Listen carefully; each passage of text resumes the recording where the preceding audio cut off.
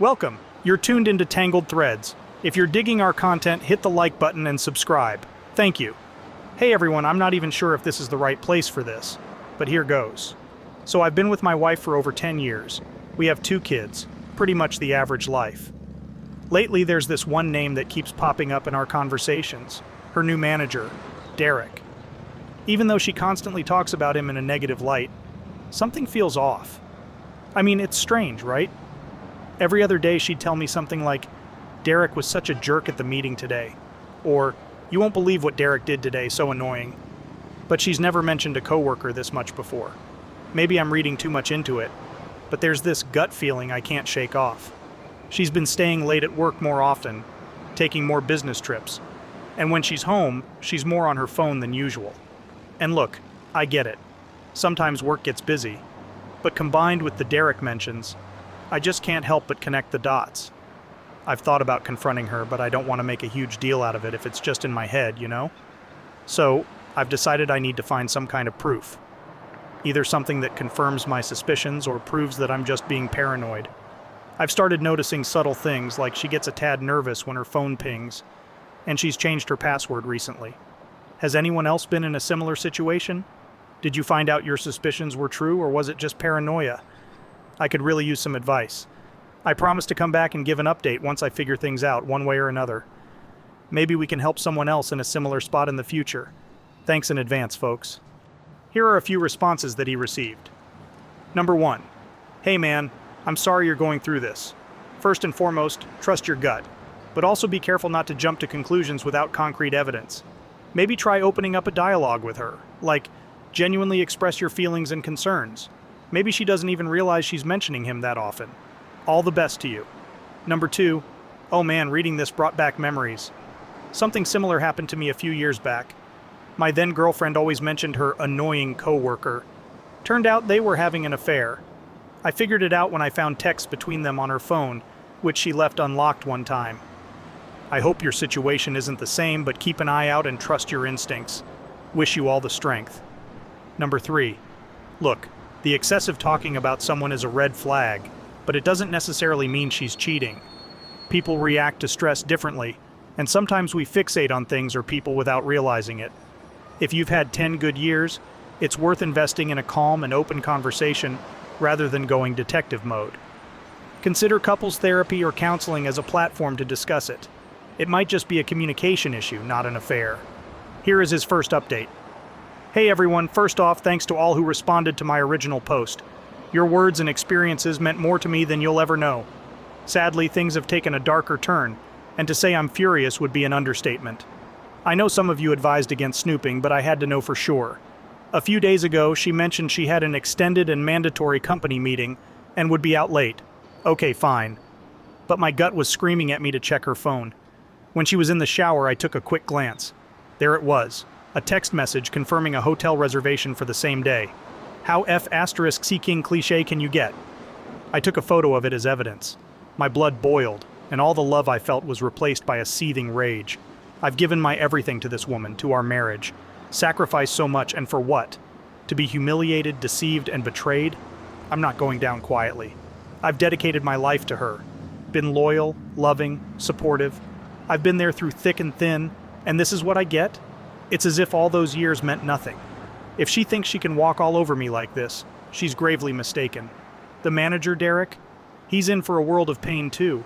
I won't just stand by and let them humiliate me. I've decided I'm going to level the score no matter what it takes. To those who warned me it was an affair, thank you. To those who told me to keep calm and have a conversation, I appreciate the sentiment. But the gloves are off now. I promise. I'll be back to let you all know how this turns out. If there's one thing I've learned from this, it's that I won't be the quiet, grieving victim. They've picked a fight with the wrong man. And finally, here is his final update. Hey everyone, I promised an update on this roller coaster ride and I deliver. Buckle up. After my last post, I felt like I needed to act decisively. So I did some digging on our dear Derek. Well, guess what I found? The guy has a live-in girlfriend and a child. And here's the cherry on top. His Facebook profile lists her as his fiancée. I had to chuckle to myself. No rush to put a ring on it, huh? No surprise there. Armed with this information and the resolve to confront them, I decided on a plan. My intention? catch them red-handed, and destroy both of their lives. So, the day of their meeting at the hotel, I arrived there 30 minutes early. I walked in confidently, like any guest would, snatched a coffee from the free bar, and positioned myself strategically at a back table with a good view of the entrance.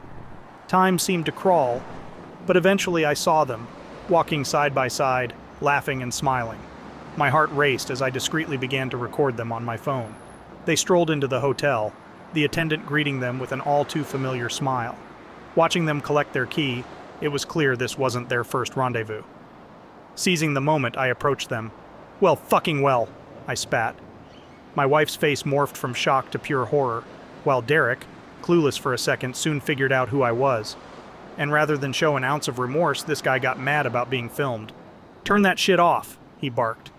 I looked at his stupid face and then calmly replied, "Okay," and then ended the recording.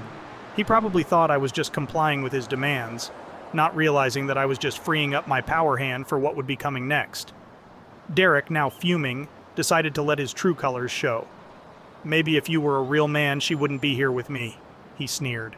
Every ounce of restraint I had left evaporated. A left jab, followed by an overhand right to his jaw, sent him to the ground. But I wasn't done. Gripping the hair at the back of his head, I lifted his dazed face up to mine, slapping him open-handedly. "Are you a real man now? Huh, bitch?" Spit was flying from my mouth and getting all over his bloody and bruised face. By this point, chaos had erupted. My wife sobbed uncontrollably. The hotel front desk frantically dialed the police, and Derek, bloody and broken, could barely speak. Locking eyes with my wife, I declared, "We are finished. Expect those divorce papers." I told her our kids were at my mom's and she better get her ass home and start packing up her life and getting it out of mine. But I had one last card to play. I told Derek, "Guess what, tough guy? Your fiancé's about to get a taste of your shittiness." I quickly sent the video and his battered face pic to her with a message I'd drafted earlier. Her response came just as the police were making their entrance. I was fortunate. One of the responding officers was an old buddy of mine. After explaining the situation, he told me I might still get arrested if Derek pressed charges.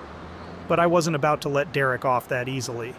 I made it clear that pressing charges would lead to the exposure of their illicit affair at work, which would inevitably lead to their firing.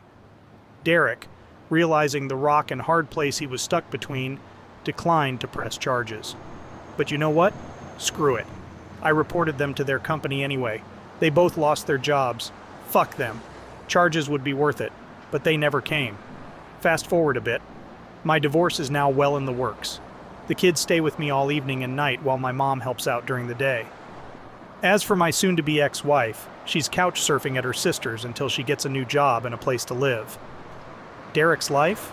Well, it's spiraled downward. His fiancée left him after receiving my message.